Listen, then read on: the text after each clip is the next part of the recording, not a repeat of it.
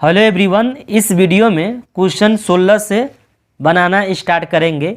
इससे पहले क्वेश्चन 1 से लेकर 15 तक क्वेश्चन को सॉल्व किया है। अगर उसको नहीं देखे हैं तो इस वीडियो के नीचे डिस्क्रिप्शन में उसका लिंक मिल जाएगा, आप जाके वहाँ देख सकते हैं। और ये मैट्रिक बोर्ड 16 फरवरी के लिए आपको ये ऑब्जेक्टिव क्वेश्चन काफ़ी इम्पोर्टेंट रहेगा, इसलिए मैं ये सब क्वेश्चन ला रहा हूँ आपके लिए। देखिए क्वेश्चन क्या कर रहा है, यदि किसी द्विघात बहुपद के शून्यकों का योगफल 2 एवं गुणनफल -15 है, वह द्विघात बहुपद होगा। द्विघात बहुपद का सूत्र क्या होता है, x square minus alpha plus beta गुने एक्स प्लस अल्फ़ा गुने बीटा होता है। बराबर लिखेंगे एक्स स्क्वायर माइनस, देखिए शून्यकों का योग को बोलते हैं अल्फ़ा प्लस बीटा, क्या बोलते हैं अल्फ़ा प्लस बीटा। और शून्यकों का योगफल कितना दिया है 2, तो 2 दिया है तो 2 लिखेंगे। और शून्यकों का गुणनफल यहाँ दिया जिसे बोलते हैं अल्फ़ा गुने बीटा। शून्यकों का गुणनफल को क्या बोलते हैं अल्फ़ा गुने बीटा, जिसका मान क्या दिया है -15 दिया है। ओके, अब यहाँ पे देखिए अल्फ़ा प्लस बीटा का मान क्या दिया है 2, तो मैं अल्फ़ा प्लस बीटा के स्थान पे क्या रखूँगा 2। अब बाहर में x है तो x रखेंगे। अब देखिए यहाँ प्लस है तो प्लस करेंगे। अल्फ़ा गुने बीटा का मान क्या है -15 है तो -15 रखेंगे, ठीक है। अब देखिए बराबर लिखिए एक्स स्क्वायर माइनस का माइनस 2x का 2x प्लस माइनस माइनस -15 हो जाएगा। अब इस ऑप्शन में आपका कहीं दिख रहा है कोई ऑप्शन में, देखिए ए ऑप्शन में तो है नहीं, बी ऑप्शन में आपका है नहीं है, बी में भी नहीं है, सी में नहीं है, डी में है। देखिए एक्स स्क्वायर माइनस 2x -15, ये डी ऑप्शन करेक्ट आंसर हो जाएगा। आगे नेक्स्ट क्वेश्चन में देखिए, निम्नलिखित में कौन सा समांतर श्रेणी में नहीं है, समांतर श्रेणी में कौन नहीं है।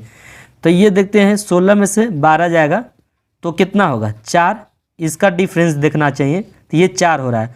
और ये 20 में 16 घटाएं तो 4, देख रहे हैं सारा अंतर समान है तो ये पी हो जाएगा। यहाँ देखिए तो यहाँ पे हम क्या करते हैं 2 का वर्ग हमको पता है 4, कॉमा लिख देंगे, 5 का वर्ग 25, कॉमा 7 का वर्ग 49, कॉमा डॉट लिख देंगे। देखिए इसका डिफरेंस करके देखते हैं, 25 में से 4 घटाएंगे तो क्या होगा 21 आएगा। अब 49 में से 25 घटाइए तो 9 में से 5 गया 4, 4 में से 2 गया 2। देख रहे हैं यहाँ सार्वंतर समान है नहीं है। जब सार्वंतर समान नहीं होगा तो वही तो एपी होगा, एपी नहीं होगा। यहाँ सार्वंतर समान नहीं है तो ये एपी नहीं है।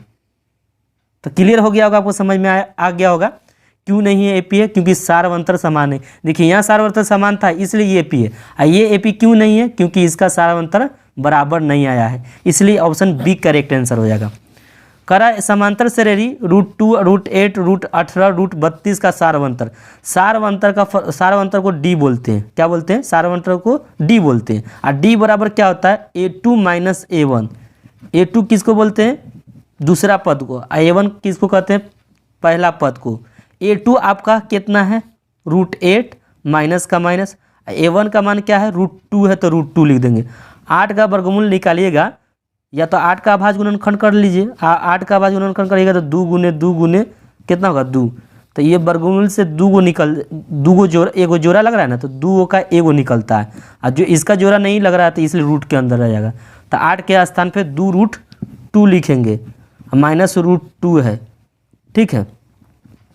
देखिए 2 रूट है, यहाँ पर कुछ नहीं रहता तो 1 रूट माना जाता है, तो 2 में से 1 जाएगा तो √2 हो जाएगा, √2। और √2 ऑप्शन बी में दिया है जो करेक्ट आंसर होगा, ठीक है। ओके, आगे क्वेश्चन देखिए, कह रहा है कि ये x + 2 और 3x और 4x + 1 समांतर श्रेणी में है, तो x का मान निकालिए। समांतर श्रेणी में रहता है ना तो इसका मान ऐसा निकालना होगा, तो इसका देखिए a2 - a1 बराबर a3 - a2 कर दीजिएगा।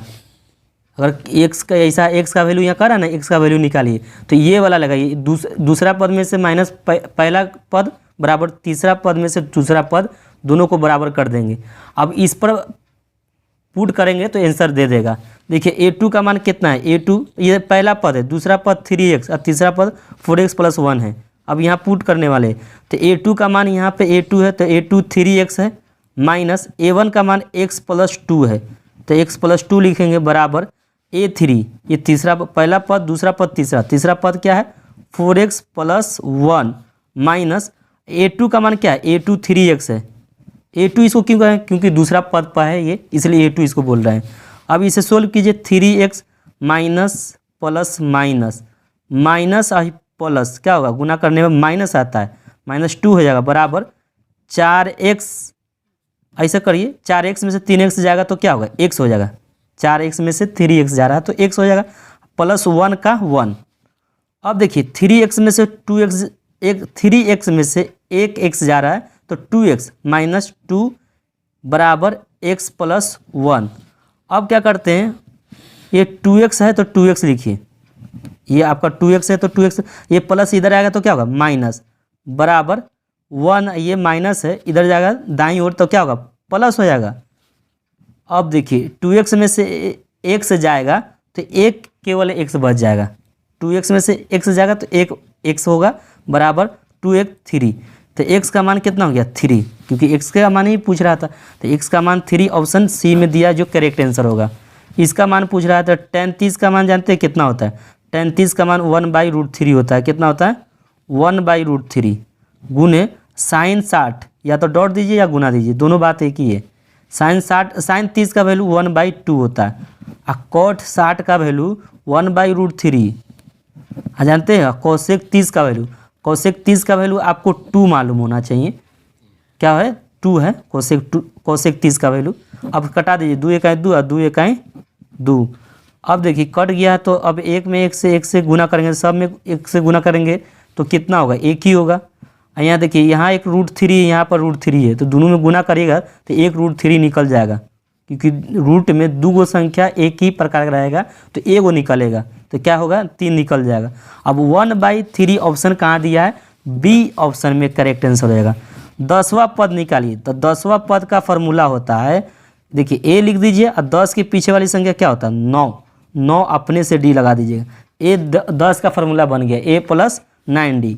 अब a का वैल्यू कितना है, a का वैल्यू 10 है, प्लस का प्लस, a क्यों बोल रहे हैं क्योंकि पहला पद है इसलिए ये बोल रहे हैं 9 गुने d का मान निकालिए, d का मान दूसरा पद, तो दूसरा पद क्या है 7 माइनस पहला पद क्या है 10। अब घटाइए, 10 में से 7 जाएगा तो क्या होगा -3। देखिए बड़ी संख्या में से छोटी संख्या घटता है, तो 10 में से 7 गया 3। अब बड़ी संख्या का चिन्ह क्या है निगेटिव, यहाँ निगेटिव लगा दिया गया है, तो यहाँ क्या होगा -3 हो जाएगा। अब लिखिए 10 9 3 27। अब घटाइए, तो ये बड़ी संख्या कौन है 27 की 10, तो 27 में से छोटी संख्या घटेगा, तो 7 के 7 और 2 में से एक जगह तो 1।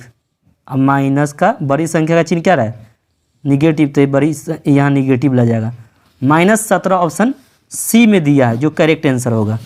समांतर श्रेणी के कौन सा पद 47 है, कह रहा है इसमें कौन सा पद 47 होगा, तो ये कौन सा पद जब बोले ना तो an का फॉर्मूला लगाइए, और फॉर्मूला क्या होता है a + n-1 गुने d। कौन सा पद, तो कौन सा पद को ही nवां पद कहते हैं, तो nवां पद कितना हो जाएगा 47, तो 47 लिख दीजिएगा। इसमें a कितना है, a 2 है तो 2 लिख दीजिएगा। n निकालना है कौन सा पद, इसमें कह रहा कौन सा पद 47 है, तो अंतिम पद 47 पता चल गया था, कौन सा पद ये नहीं पता चला, तो कौन सा पद जैसे बोल रहा है तो वो n है, तो n छोड़ देना होगा। d का मान निकाल लीजिए, d का मान निकालने के लिए क्या होगा दूसरा, तो दूसरा पद क्या है 7 में से पहला पद क्या है 2 है, तो 2 लिख दिए, 7 में से 2 गया 5, तो यहाँ 5 लिखिए। अब 47 बराबर 2 लिखिए, देखिए यहाँ प्लस है तो प्लस n होगा, n में 5 से गुना करें तो क्या होगा 5n, क्या होगा 5n। अब माइनस प्लस क्या होगा माइनस, तो -5 हो जाएगा। अब देखिए 47 बराबर 2 सीधा घटा दीजिए, पहला 5n लिखिए, क्या लिखिए 5n। 5 में से 2 जाएगा तो क्या होगा -3 हो जाएगा। और लिखिए, अब ये -3 है ना, इसको इधर लाते हैं, तो 47 + 3 बराबर क्या होगा 5n। अब इसको जोड़ दीजिए, ये हो जाएगा 50 बराबर 5n। अब n का मान निकालना हो तो 50/5 क्या होगा 5 1 5 5 दाई 50, तो n का मान क्या हो गया 10, तो इसमें 10वां पद होगा 47, तो बी ऑप्शन आपका करेक्ट आंसर हो जाएगा। आगे नेक्स्ट क्वेश्चन में देखिए, प्रथम 10 विषम प्राकृतिक संख्याओं का योग, प्रथम का देगा तो प्रथम n प्राकृतिक संख्याओं का योग होता है n², तो यहाँ आपका कितना करा प्रथम 10 विषम विषम प्राकृतिक संख्याओं का योगफल निकालिए। तो 10 है तो 10 का क्या करें, n के स्थान पर क्या रख रहे हैं 10, स्क्वायर है तो स्क्वायर, 10 का वर्ग क्या होता है 100। चाहे तो AP से भी निकाला जा सकता है। तो ऑप्शन आप जो इजीली है आप वही समझिए, ऑब्जेक्टिव में तो है, कोई बनाना थोड़ी है। तो बस आपका 100 ऑप्शन करेक्ट हो जाएगा। कह रहा है कि किसी समांतर से रेखा का nवां पट Tn है तो T4 निकालने के लिए कह रहा है। कितना कह रहा है तो T4। तो T4 तो देखिए 2 गुने n के हम स्थान पर क्या रखेंगे 4, n के स्थान पे 4, देखिए 2 है, यहाँ पर n का वैल्यू कितना दिया है 4, क्योंकि T4 निकालने के लिए कह रहा है। तो n के स्थान पर 4 रख देंगे, प्लस 5, 4 दूनी 8 प्लस 5 8 5 13, और 13 ऑप्शन कहाँ दिया है, सी ऑप्शन में करेक्ट आंसर हो जाएगा। अब 25वां में देखिए px बराबर x प्लस 5 का x का पावर 5 प्लस 1 में gx इतना से भाग देने पर क्या होगा। तो देखिए सबसे ज़्यादा पावर किसका है, x का पावर 5 है, px का पावर सबसे ज़्यादा कहाँ है, यहाँ देख रहे हैं x का पावर 5 दिख रहे हैं ना, और इसका पावर देखिए x का पावर 1। इसको घातांक के नियम से 5 ये बट्टा है, इस पर कुछ नहीं रहता तो पावर 1 माना जाता है, जब जाएगा तो ऊपर घटेगा। अब x का पावर क्या हो गया 4, तो ये इसका घात जो आएगा जब भाग देंगे इससे इसमें भाग देंगे तो घात निकल कर आएगा 4, और ये ऑप्शन बी में दिया है। बस मैं इतना ही रहने देता हूँ, और आपको समझ में आएगा तो और मैं वीडियो बनाऊँगा।